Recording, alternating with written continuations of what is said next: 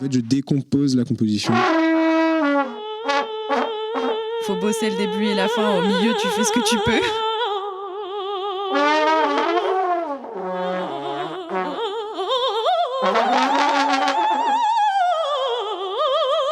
La zik d'à côté.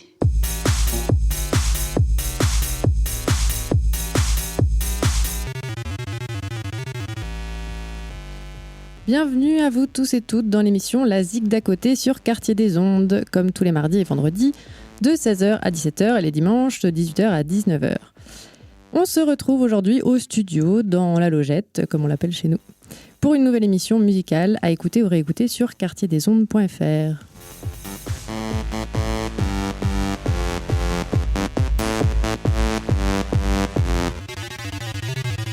Aujourd'hui, on a tourné les micros, inversé les places et changé les habitudes. En effet, en face de moi, habillée de fleurs, avec sa jolie natte, se trouve une de nos deux salariées préférées de Quartier des Ondes. De sa voix suave, elle nous informe dans l'hebdo, elle croque des portraits dans Saveurs des quartiers, prend la main aux émissions orphelines et œuvre dans l'ombre pour que cette radio s'active jusqu'à vos oreilles. Salut Aurélia. Salut, c'est une belle présentation. Je l'ai beaucoup travaillé. Ah, j'adore.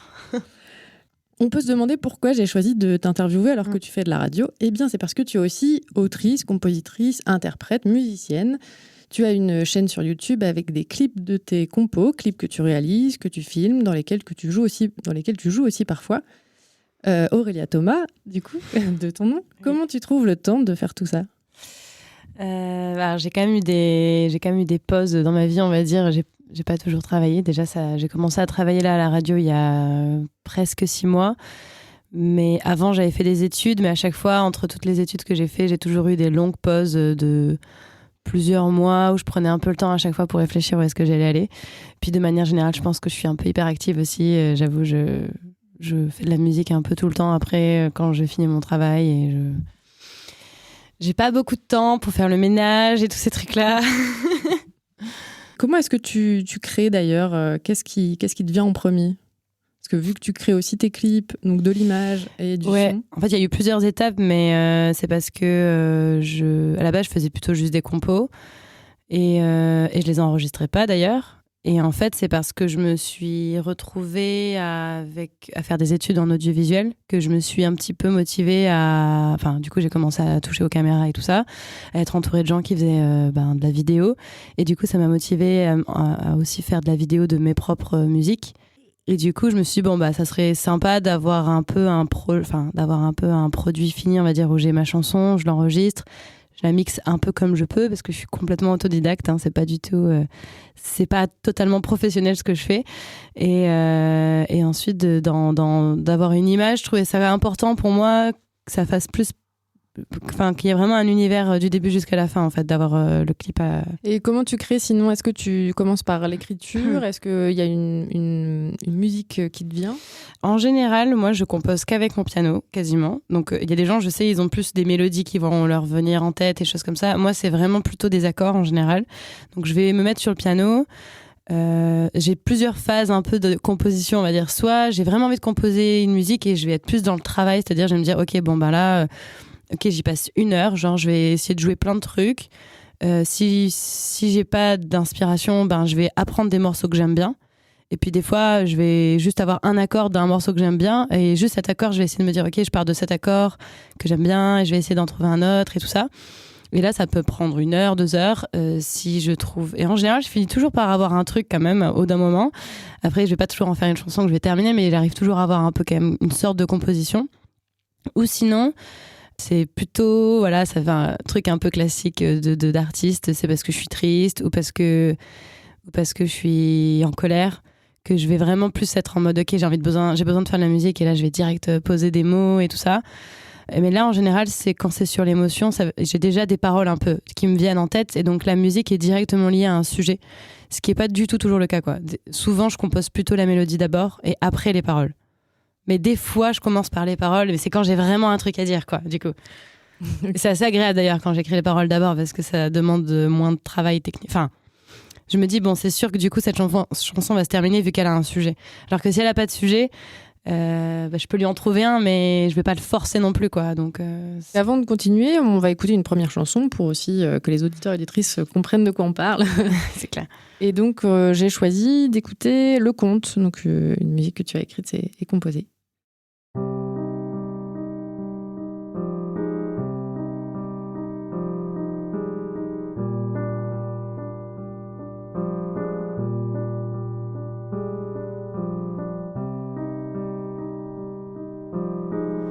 Je reste encore quelques minutes.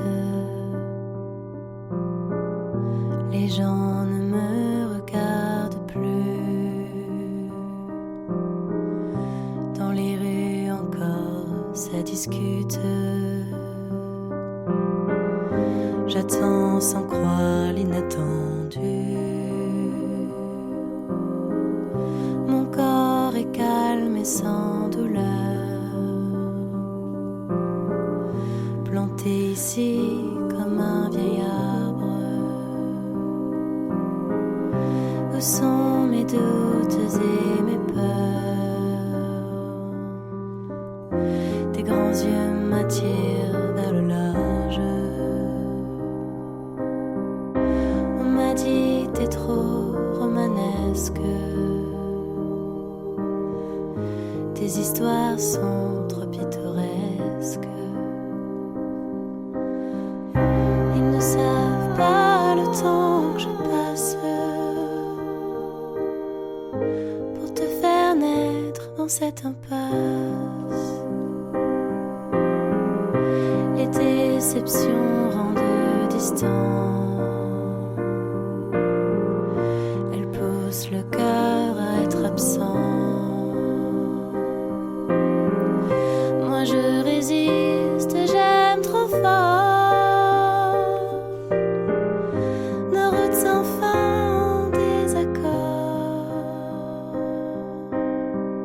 Si je m'illumine quand je vous raconte, c'est parce qu'au fond de cette crevasse, ils ne savent pas le temps que je passe pour te faire vivre dans ce conte. Je suis présente quand les cœurs chantent.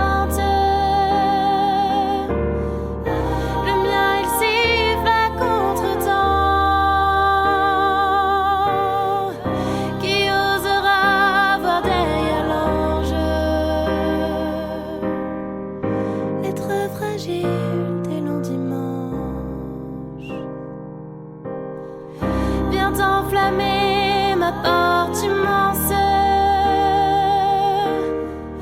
Laisse passer quelques mésanges.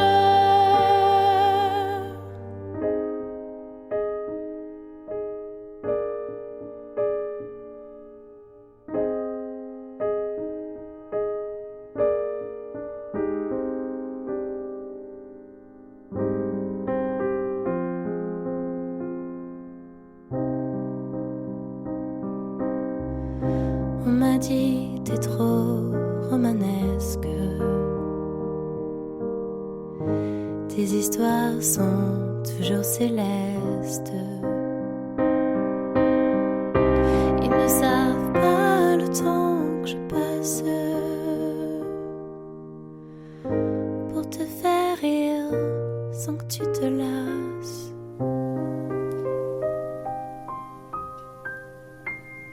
Depuis combien de temps tu chantes et depuis combien de temps tu joues du piano?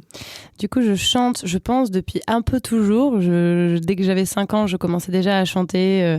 Chanter dans les repas de famille, dans des maisons de retraite. Je faisais de l'occitan et j'apprenais des chants occitans. Et, du coup, je sais pas, il y avait toujours des sortes d'événements avec l'école où il y avait moyen que je chante, quoi. Donc, dans mon souvenir, ça commence là. Et puis mes parents font de la musique aussi, donc je chantais un peu sur les musiques de mes parents. Et le piano, c'est arrivé 2-3 ans après, genre je dirais vers 7 ans, 2-3 ans après, parce que je pense que je mets quand même 5 ans, on va dire. Je pense que j'ai commencé à chanter à 5 ans, et puis j'ai commencé à faire, je me suis inscrite à l'école de musique au piano à 7 ans. Et en fait, d'où t'es venue ce besoin à un moment de composer tes propres chansons? Parce que j'imagine qu'au début, si c'était l'école de musique, c'était plutôt des chansons qu'on t'apprenait, qu'on t'imposait, peut-être le chant aussi, je sais pas, ou c'était Alors, je faisais pas du chant au début, pas vraiment. Enfin, il y a toujours dans la formation classique une sorte de chorale, solfège, quoi, où tu fais un peu de chant, mais la chorale moyen quand même. Enfin, tu fais un peu de chant, mais moi, c'est vrai que j'avais déjà un peu ce truc d'avoir envie de chanter toute seule ou d'être un peu soliste ou des choses comme ça. Très tôt, je me souviens qu'à l'école de musique, il fallait donc apprendre des morceaux classiques. Et moi, j'avais envie d'apprendre les artistes que j'écoutais à la radio, quoi, les genre Amel Bent, Nadia, tout ça, enfin tous les artistes que j'écoutais quand j'étais vraiment très jeune, genre vers 7-8 ans, qui passaient à la radio, j'ai essayé de les apprendre d'oreille. Et donc très vite, j'ai eu un peu ce rapport avec mon instrument de musique où c'était quand même trouvé à l'oreille. Et le fait d'avoir ce temps un peu de pas être à apprendre quelque chose de façon, tu vois, très formelle, enfin d'être quand même plus dans la recherche de j'essaie de trouver quelque chose et c'est pas grave si c'est pas exactement parfait. Ça m'a direct, je pense, assez vite amené à composer en fait, parce que du coup je m'égarais, je pense des fois je devais me tromper. À l'oreille je trouvais 2 accords, je pensais que c'était ça, en fait c'était pas ça, et je me disais mais ça marcherait bien aussi pour, en fait c'est des accords qui vont bien ensemble, et vas-y j'aimerais bien tout ça en faire une musique. Et je sais que parallèlement, j'écrivais beaucoup à cette époque-là. Vraiment, j'écrivais tout le temps. J'étais un peu dans mon monde imaginaire. Et donc, j'avais déjà ce besoin énorme d'écrire des histoires qui n'étaient pas du tout ma vie, qui étaient bien plus fun que ma vie. Enfin, en tout cas, c'est ce que je me disais. Et donc, c'est arrivé assez tôt, ce besoin d'écrire des chansons pour vivre autre chose, en fait. Pour donner à ma vie un relief qui n'était pas exactement celui que je vivais. Et est-ce que tu as toujours ou est-ce que tu composes seule, ou est-ce que tu as toujours composé plutôt seule? Alors je compose plutôt seule, mais j'ai déjà composé avec des gens. J'ai commencé à composer seule, donc j'étais vraiment très jeune, je devais avoir 8 ans. Après mon père, il nous avait proposé avec mon frère aussi, quand j'étais petite, il chantait, il a 2 ans plus que moi, avant qu'il mue.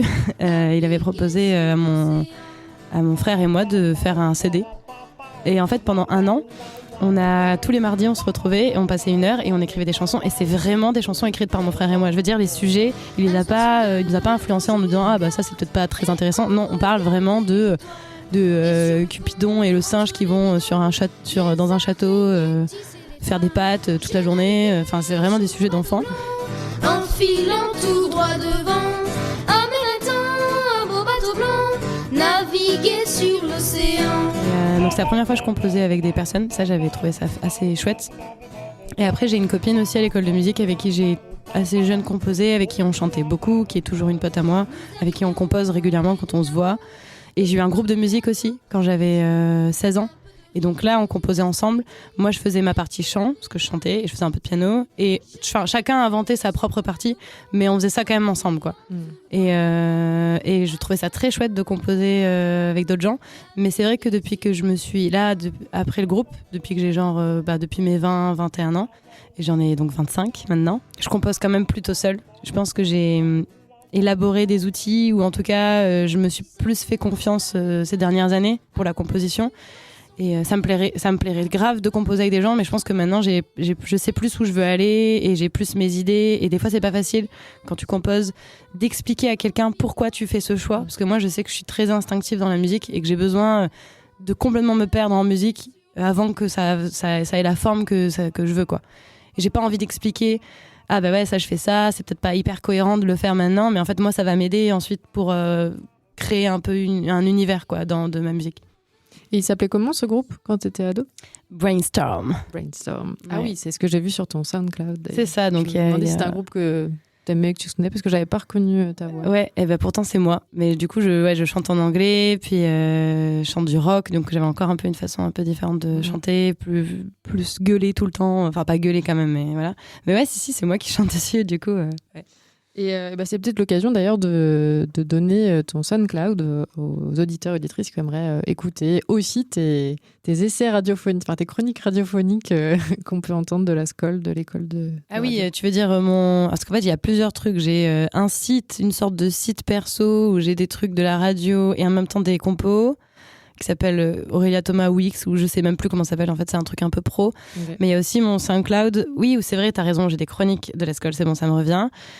Du coup, je sais pas comment il s'appelle, je pense que ça s'appelle Aurélia Thomas. Ouais, je pense que c'est Aurélia Thomas. J'ai tout Ouais. trouvé sous Aurélia Oui, Thomas. oui, en général, je suis plutôt Aurélia Thomas. Je reste simple. Et donc là, on a pas mal parlé aussi de tes parents, parce qu'on peut les voir d'ailleurs dans un de tes clips. Donc là, on va pas pouvoir le voir à la radio, évidemment, mais ton père à la flûte traversière, Mais ta on peut mère... les entendre. Mais on peut les entendre. Ton père à la flûte traversière, ta mère à l'accordéon. Et donc, est-ce que ça aide d'avoir des musiciens dans sa famille? Tu nous en as déjà un peu oui, parlé. Oui, mais... oui, carrément. Du coup, il y a toujours eu de la musique à la maison. Mes parents, en plus, font beaucoup de musique trad. Donc, il y avait ce côté très festif. Ils jouaient beaucoup dans les bals folk, chez les amis. Il y a un côté pas du tout élitiste, tu vois, dans la musique, par rapport à mes parents. Tu vois, à l'école de musique, il y avait un côté un peu élitiste. Et encore que je viens d'une toute petite ville, dans une toute petite école de musique et tout, mais il y avait un peu ce côté-là.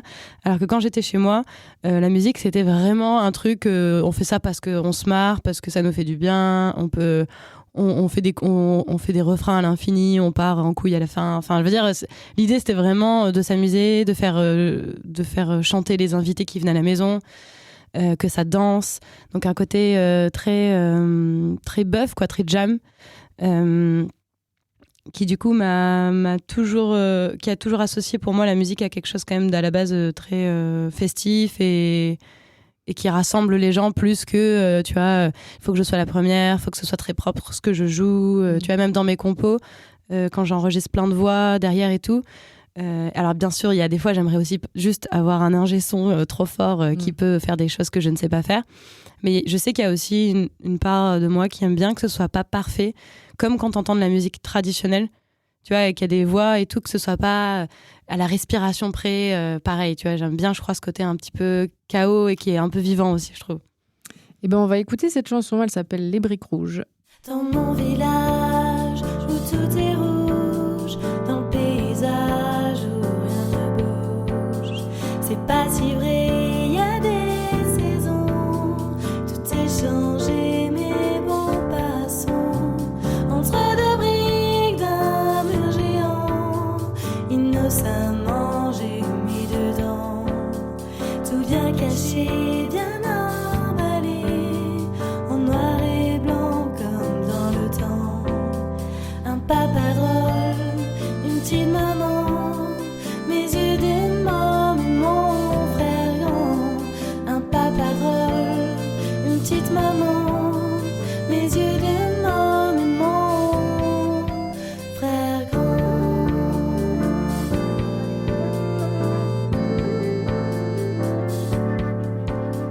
Dans mon village, si au perché, tout est sauvage, tout est âgé.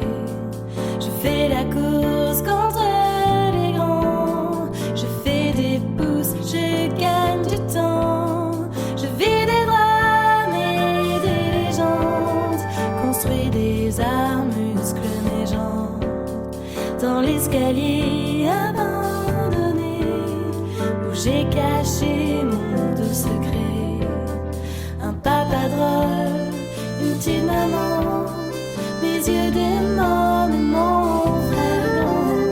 Un papa drôle, une petite maman, mes yeux dément, mon frère grand.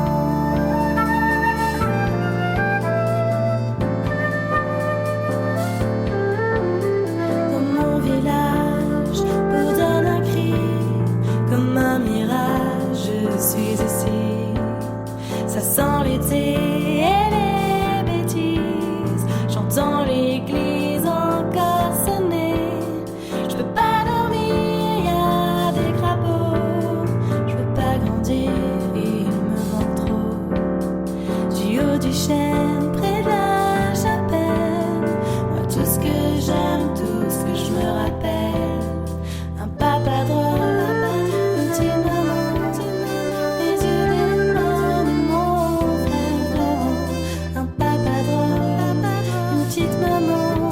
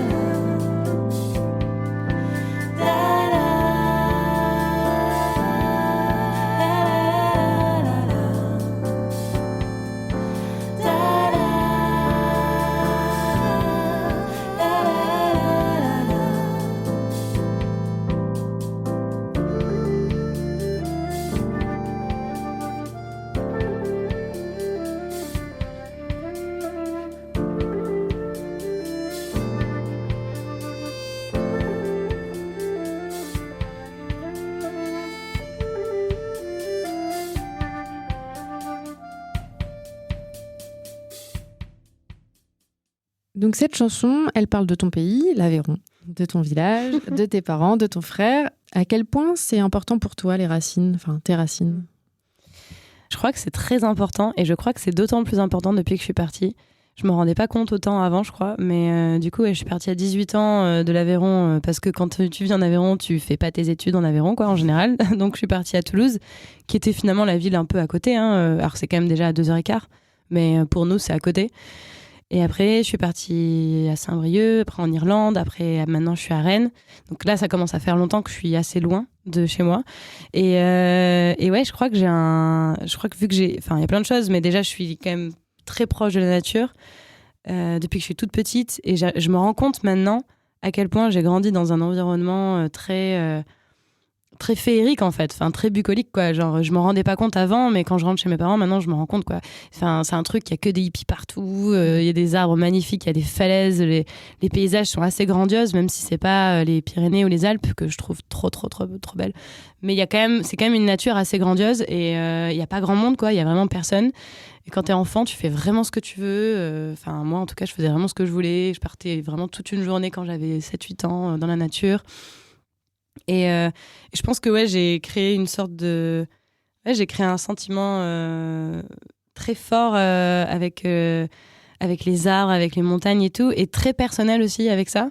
Où je pense que je passais beaucoup de temps toute seule, alors qu'aujourd'hui, depuis que je vis en ville, ça me paraît hyper dur d'être toute seule. Des fois, je me réoblige à aller au cinéma toute seule et tout, aller au bar toute seule, parce que c'est vachement plus dur, je trouve, quand on vit en ville, d'avoir ce lien. Alors que quand j'étais petite, ça me paraissait hyper naturel. Et en fait, oui, Bournac, c'est dans le clip. Donc, si vous allez voir les Briques Rouges, c'est un village qui s'appelle Bournac. On était les Bournagols. Vraiment le nom terrible. Et c'est un village vraiment atypique parce que c'est du rougier. Le rougier, c'est une terre rouge qui fait penser un peu au canyon, en fait, aux États-Unis, beaucoup plus petit, mais quand même, avec des couchers de soleil incroyables, avec des falaises, du coup, qui tombent, des dunes et tout. C'est vraiment des formes spéciales.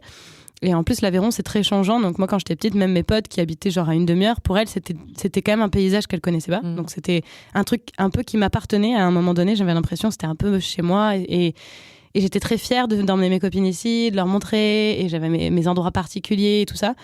Et quand mes parents se sont séparés, ils ont vendu la maison.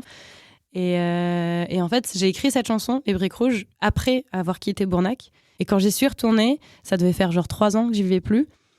J'ai eu un sentiment méga fort en mode c'est quand même fou d'avoir grandi dans... Enfin, je sais pas, je pense que ouais, je suis quand même assez...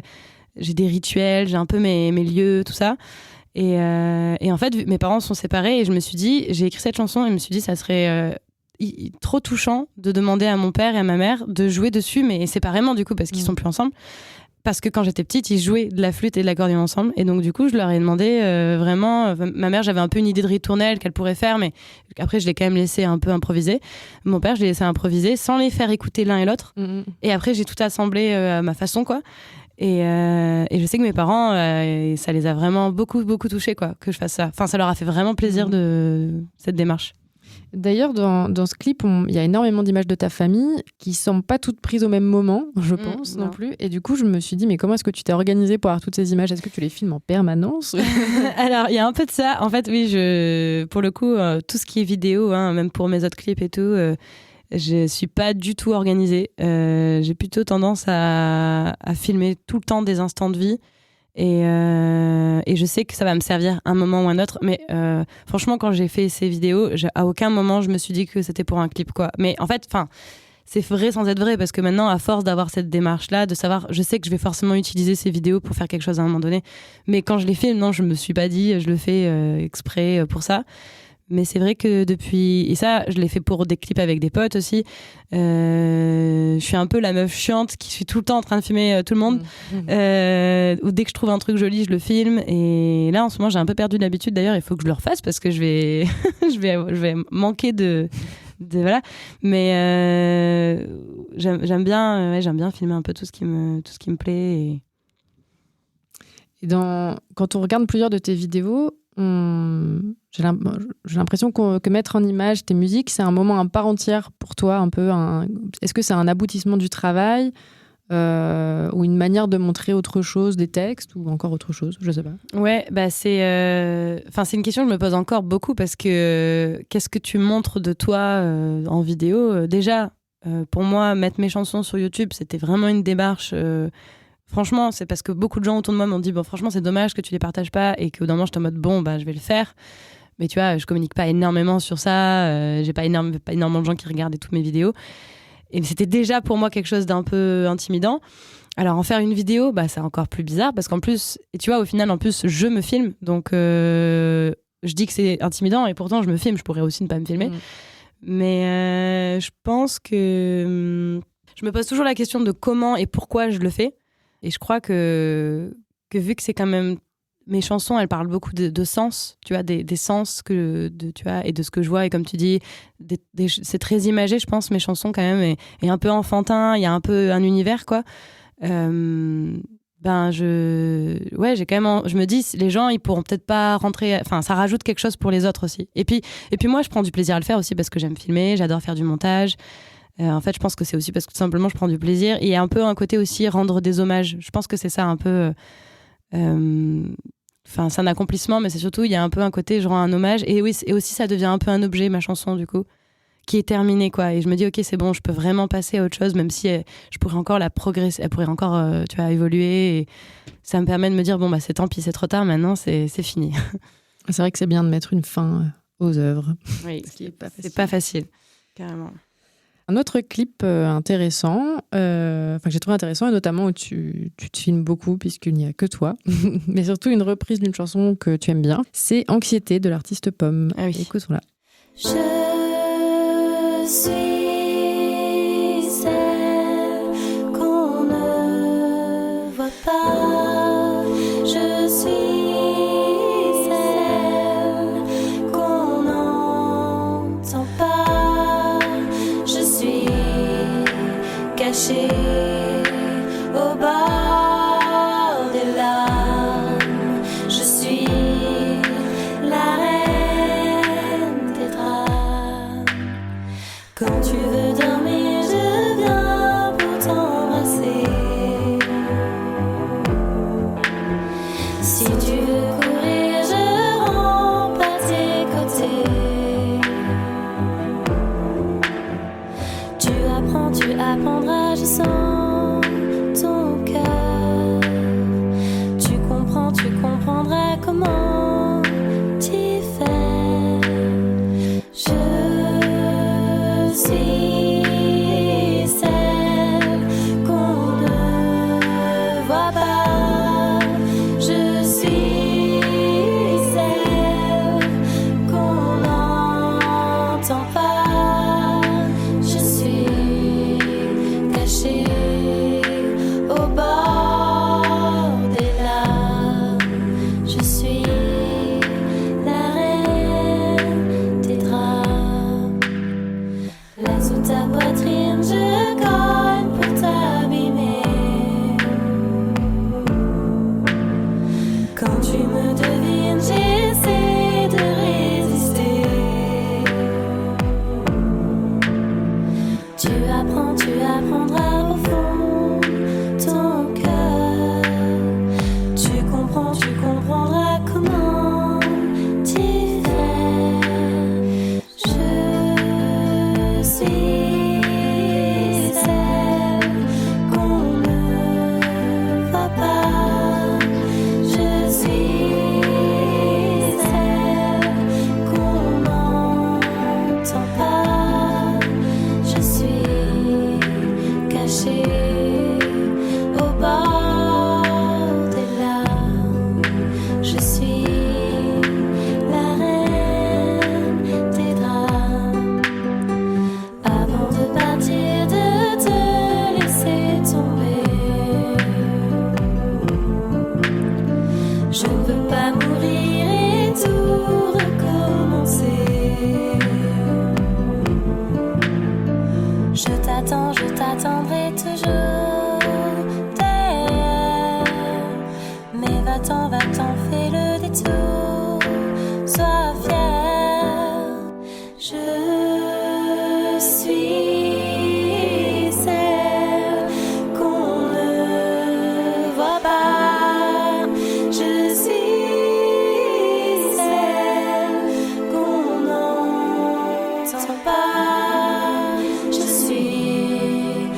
caché au bord de l'or. Je suis la reine des drames. Dans cette reprise, est-ce que tu peux nous expliquer comment tu t'es réapproprié ce titre ? Alors déjà, je suis à Budapest quand je me filme en train de faire cette reprise. Et à ce moment-là, je vais partir en Irlande. Et avant, j'étais un peu en vadrouille tout l'été. Et donc, en fait, j'ai pas mes instruments avec moi. Et ça, c'est important sur beaucoup de mes compos et tout. Enfin, j'ai eu beaucoup de contraintes, on va dire, souvent, de où je composais, de pas avoir mon matériel, etc. Qui fait que je sais que pour cette compo, par exemple, donc déjà, moi, j'adore l'artiste Pomme. J'avais beaucoup suivi la sortie de cet album. Ensuite, c'était la première fois un peu dans son album, je crois que c'est sa seule chanson quasiment qu'elle fait au piano. Qui du coup est plus l'instrument, même si je fais de la guitare, c'est quand même plus l'instrument avec lequel je compose et tout. Et l'anxiété, ça me parlait pas mal parce que je pense que je suis un peu anxieuse. Et du coup, je me souviens que je m'étais dit, bon, je vais mettre que des voix je vais me servir de mes voix parce que du coup, je mets toujours 1000 voix dans mes enregistrements parce que j'aime vraiment bien la polyphonie, les chants polyphoniques. Et du coup, je m'étais dit, mes voix vont faire les harmonies du piano. Et comme ça, parce que j'avais pas de piano en fait. J'avais pas de piano avec moi tout simplement, c'était vraiment la seule raison. Et ça m'a donné aussi l'idée, du coup ça a donné une autre couleur à la musique. Et il y a pas mal de musique en fait où j'ai eu ces contraintes-là des fois, même des compos que j'ai fait quand j'étais en Irlande, etc., où j'avais pas forcément mon piano, où j'avais un petit piano un peu nul, où j'ai quand même quelques accords, tu vois, mais c'est pas la même façon de jouer. Et du coup, des fois, je trouve que c'est bien aussi d'avoir des contraintes comme ça parce que ça donne une autre perspective à la façon de travailler. Et qui d'autre t'inspire ? Qui te donne envie d'écrire, de te jeter sur ton piano, justement ? Alors, plein d'artistes merveilleux et merveilleuses, évidemment. J'aime bien Ben Mazué, j'aime bien, parce que j'aime beaucoup ses textes. J'aime bien Pomme, j'aime bien Aurora, qui est une artiste qui a une voix incroyable. J'ai été très inspirée aussi par Catherine Major, qui est une artiste québécoise qui fait des textes et des chansons au piano vraiment, mais trop belles. J'écoutais ça quand j'étais petite, mais beaucoup, beaucoup. Elle a fait pas mal d'albums en plus. J'aimais bien aussi Salomé Leclerc. Et les Sœurs Boulay aussi. Enfin, ça, c'est que des artistes québécois, parce que j'aime bien les paroles, je crois, québécoises. C'est très imagé, c'est un peu enfantin. Il y a un côté que j'aime bien. Après, en termes de composition, il y a plein de choses en vrai qui m'inspirent. Mais j'aime beaucoup aussi les musiques, comme je te disais, polyphoniques et tout. Donc, je me suis pas mal inspirée aussi, je pense, de Laïs, qui est un groupe de 3 femmes qui chantent en hollandais, néerlandais, tout ça. Avec un peu plutôt, c'est plus trad ça pour le coup, mais ça m'inspirait pas mal sur les voix. Je pense que vu que j'ai écouté ça beaucoup quand j'étais petite, j'aimais beaucoup le travail polyphonique. Après, tous les artistes actuels, après j'écoute aussi forcément tout ce qui sort, c'est-à-dire Clara Luciani, Angèle, Juliette Armanet. J'aime pas tout ce qu'elles font, mais je trouve qu'il y a quand même des super arrangements. Il y a vraiment trop plein de choses chouettes. On pourrait écouter quelque chose. Qu'est-ce que tu aimerais faire découvrir de ton univers ? Peut-être des artistes un peu moins connus du coup. Catherine Major, il y a soit Mon piano ivre, soit comment elle s'appelle ? La voix humaine. La voix humaine de Catherine Major, c'est trop beau.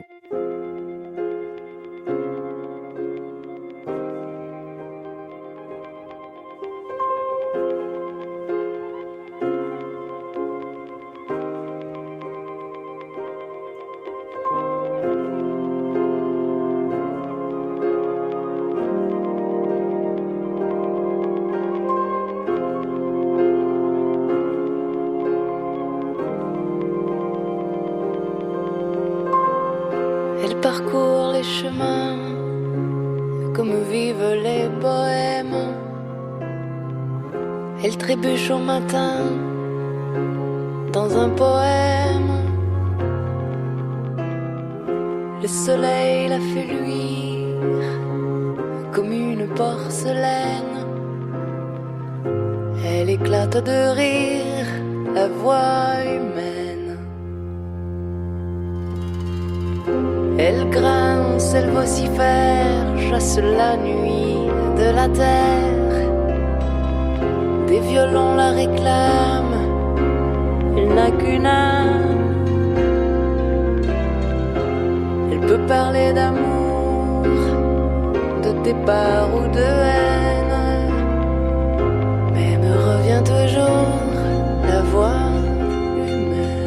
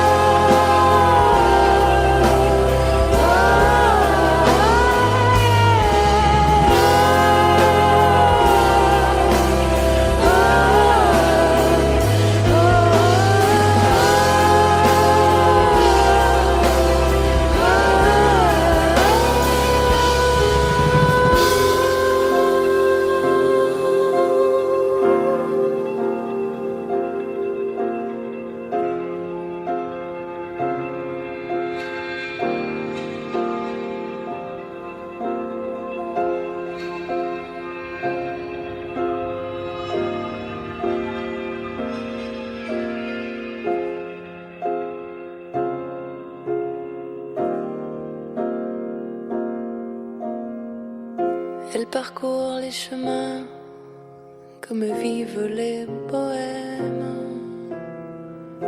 Elle trébuche au matin dans un poème. Le soleil la fait luire comme une porcelaine. Elle éclate de rire.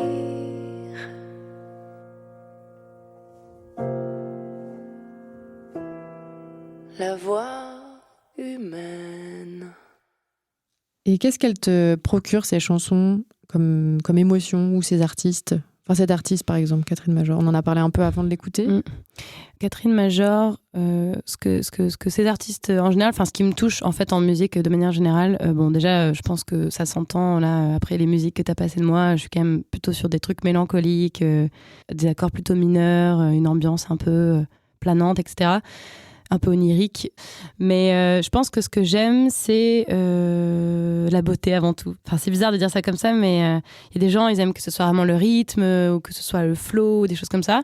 Ça, c'est important pour moi, mais moi, je crois que c'est vraiment, faut que je me sente complètement emportée dans la mélodie, que ce soit harmonieux, qu'il y ait vraiment... Et j'aime bien quand les artistes, je sens qu'ils ont pris le temps d'avoir plusieurs parties dans leurs chansons et que... Tu vois, qu'on ait vraiment une évolution, quoi. Que ce soit pas des trucs répétitifs, que tu sens que c'est pas du copier-coller de boucle, quoi. C'est ça que j'aime bien dans ces tours des musiques à texte, tu vois, où il y a vraiment une histoire qui se raconte, où tu vas où il va y avoir plusieurs parties de couplets avec des arrangements, des renversements au piano, tu vois, des choses auxquelles tu t'attendais pas et que tu dis d'un coup, ah waouh, c'est trop beau, merci de m'avoir donné ça. Et c'est un peu ça. C'est ce que tu aimerais procurer aussi?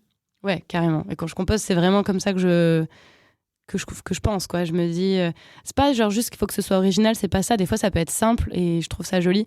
Mais j'ai vraiment besoin d'avoir ce déclic, de me dire, ah là, ça y est, il y a entre la mélodie et le piano, ça y est, il y a un truc de très entraînant qui fait qu'on est plongé dans un univers.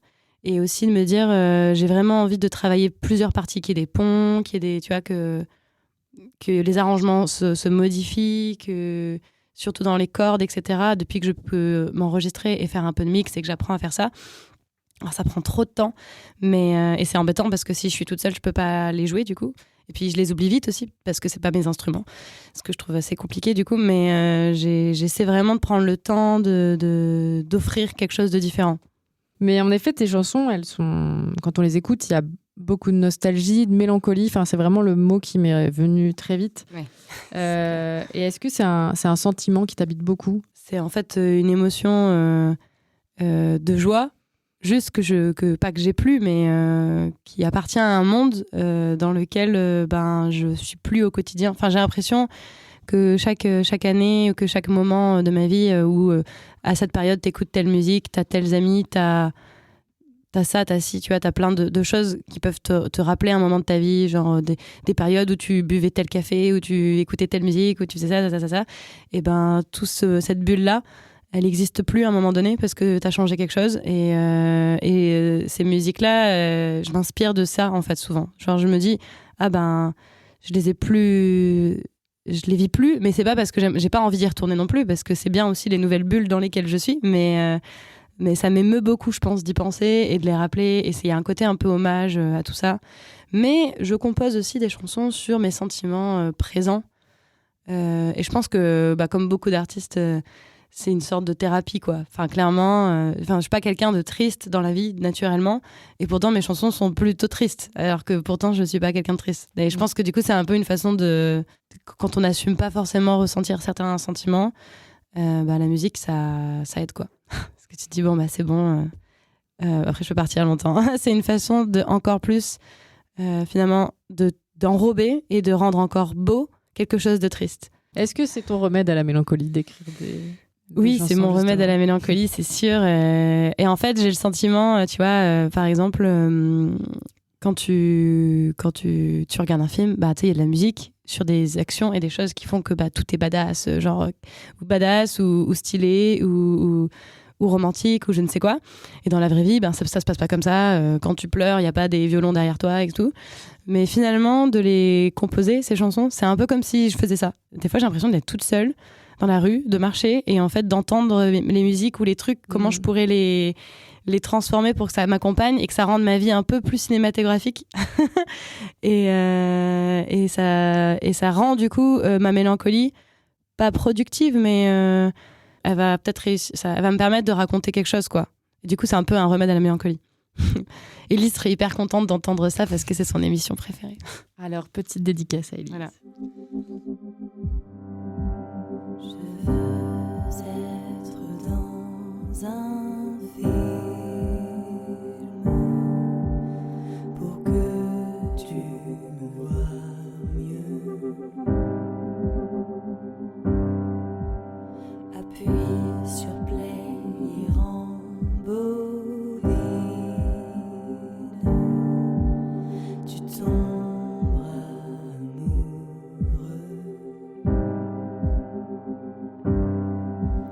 Je ne suis pas commune.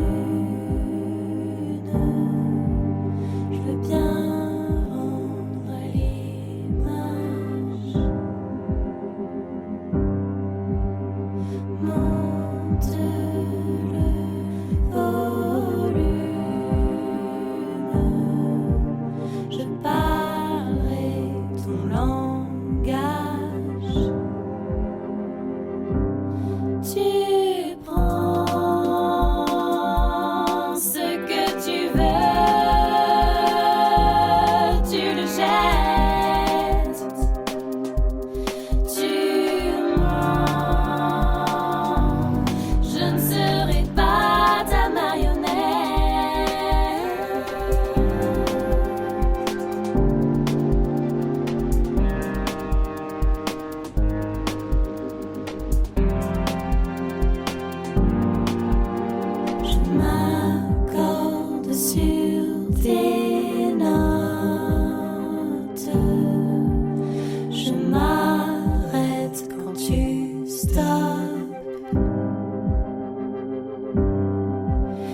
l'écran n'est qu'illusion. Je veux ton attention. Je veux être dans un film, obséder tes journées. Allons commettre des crimes, s'adorer, s'inventer,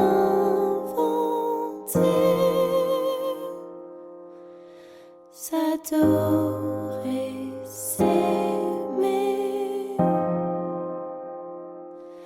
Tu prends ce que tu veux, tu le jettes, tu mens, je ne serai pas ta marionnette.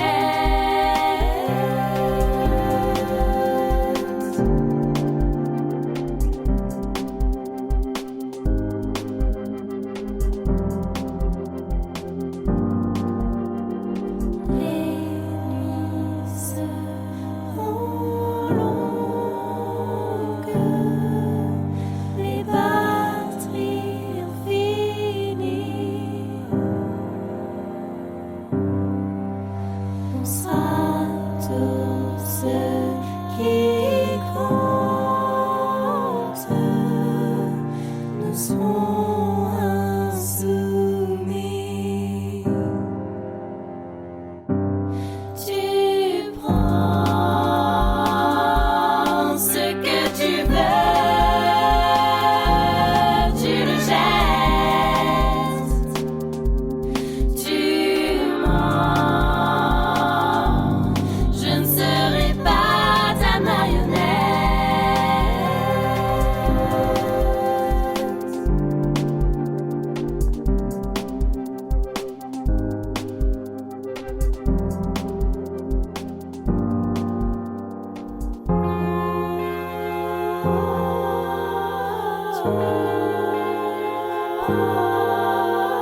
Ce que tu veux, tu le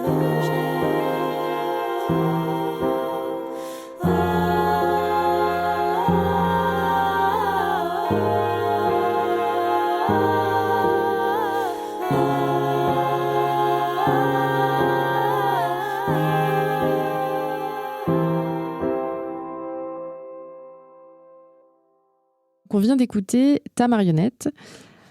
Est-ce que tu as déjà fait des concerts seul, parce qu'on en a parlé un peu avec ton groupe, mais... C'est la grande question d'aujourd'hui. Pas vraiment. En fait, j'ai fait beaucoup d'interventions dans des jams ou des choses comme ça, notamment quand j'étais en Irlande. Puis aussi, de temps en temps, en France, ça m'est arrivé de chanter une chanson à moi, comme ça, avec la guitare ou avec le piano. Mais j'ai pas fait de concert de genre mes chansons. Après, j'ai déjà fait des concerts quand j'étais plus jeune, donc avec mon groupe, comme je te disais. Là, c'est là où j'en ai fait le plus. Et quand j'étais vraiment plus jeune avec une pote, il y a eu toujours des petits trucs que j'ai fait comme ça à droite à gauche dans l'école de musique. J'avais un groupe un peu de soliste et tout. Mais en fait, depuis que j'ai composé toutes les chansons qu'on est en train d'écouter, non, je les ai jamais faites en concert. Et en fait, j'ai trop envie. Et je sens que là, ça devient même vital de les faire. Parce qu'en fait, du coup, je les joue beaucoup à mes potes. Et rien que ça, c'est assez récent aussi. En fait, je les chantais quasiment jamais à personne. Et j'étais tout le temps un peu dans ma bulle.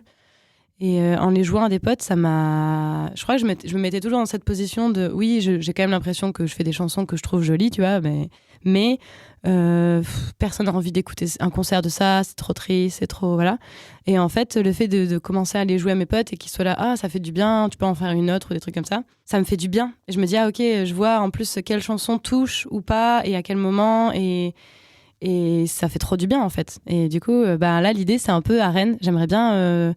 Voilà, si tu connais des endroits où il y a genre un piano et juste faire un concert vraiment piano-chant, alors ça va être intimidant parce qu'il n'y a pas plus dur que faire un concert tout seul. où tu joues de ton propre instrument, parce que tout est que sur toi. Surtout des chansons aussi intimistes, en français, que tout le monde comprend, parce que ça joue aussi, hein. C'est plus facile de chanter en anglais et tout, d'une certaine façon. Mais en même temps, il faudrait que ce soit un truc, tu vois, même si c'était en après-midi ou un truc très intimiste et tout, il n'y a pas grand monde, ça me dérange pas, tu vois.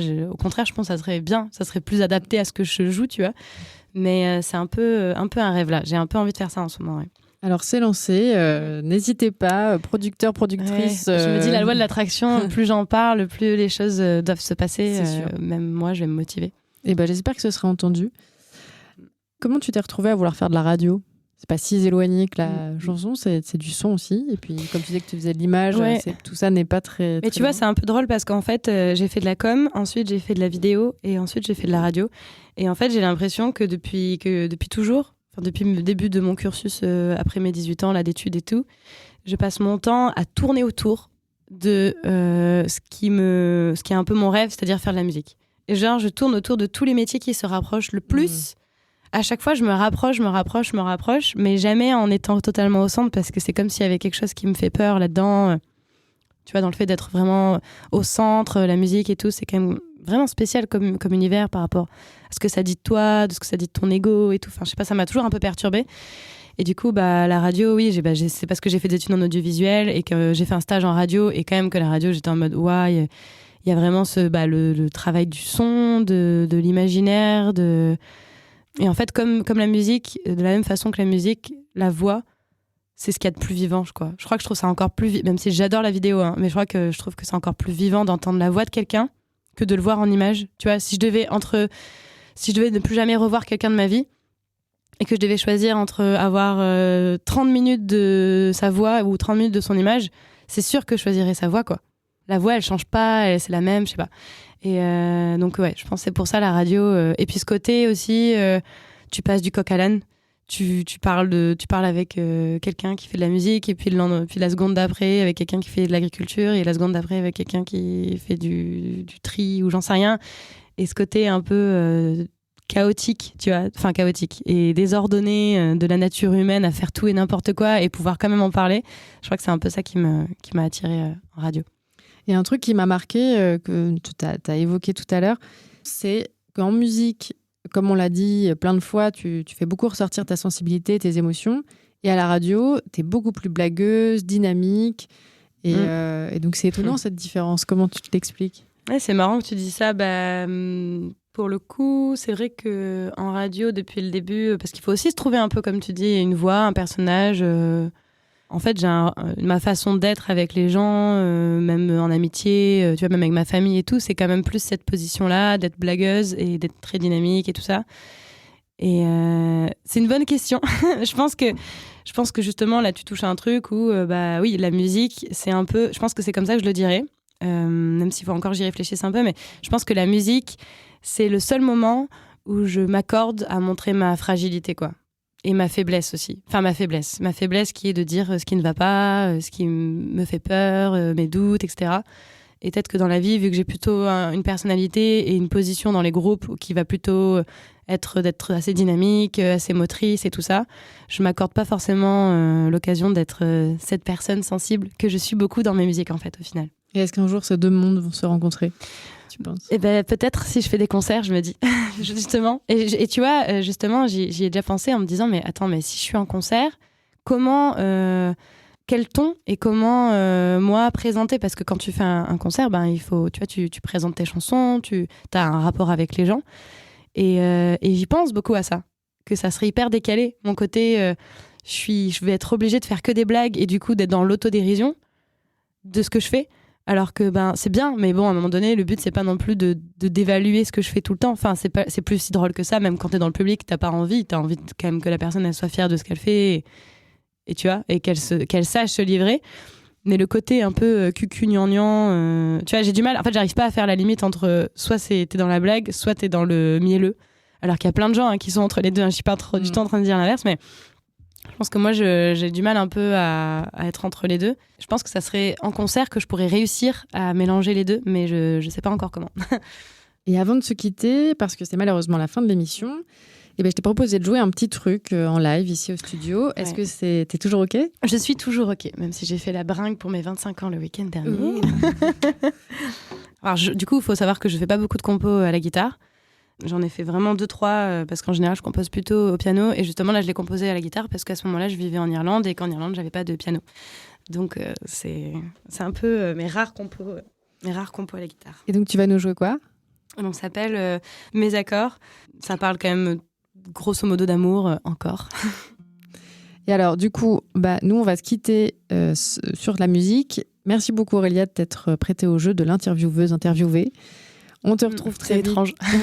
On te retrouve très vite sur Quartier des Ondes, évidemment. Et pour un prochain La Zig d'à côté, pour ma part, je vous donne rendez-vous le mois prochain.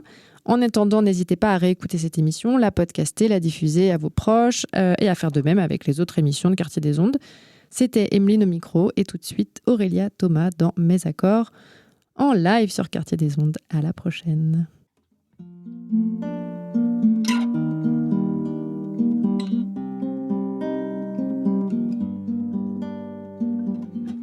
Le monde n'a pas changé, le monde n'a pas souffert, et mon corps dérangé s'abrite sous ta lumière, et mon souffle t'espère, perdu dans une prière. Je t'ai perdu, c'est tout. Et j'en suis encore sourd. J'ai besoin d'aimer encore. J'ai besoin d'aimer plus fort. J'ai besoin de mes accords. Il ne me reste qu'un effort. J'ai besoin d'aimer ailleurs. Me détacher de la peur. La fin n'est pas un malheur. Je m'en inspire sans rancœur. J'ai besoin d'aimer encore. J'ai besoin d'aimer plus fort. J'ai besoin de mes accords. Il ne me reste qu'un effort pour redevenir entière. Je t'éloue cette misère. Je ressens et j'en suis fière. On ne revient pas en arrière. Je veux brûler tout le charme, débarrasser des secrets. Mais j'ai encore cette larme. Personne ne vient me sauver. Mais je veux me pardonner. Même si je suis fatiguée, car je veux aimer encore. Il ne me reste qu'un effort.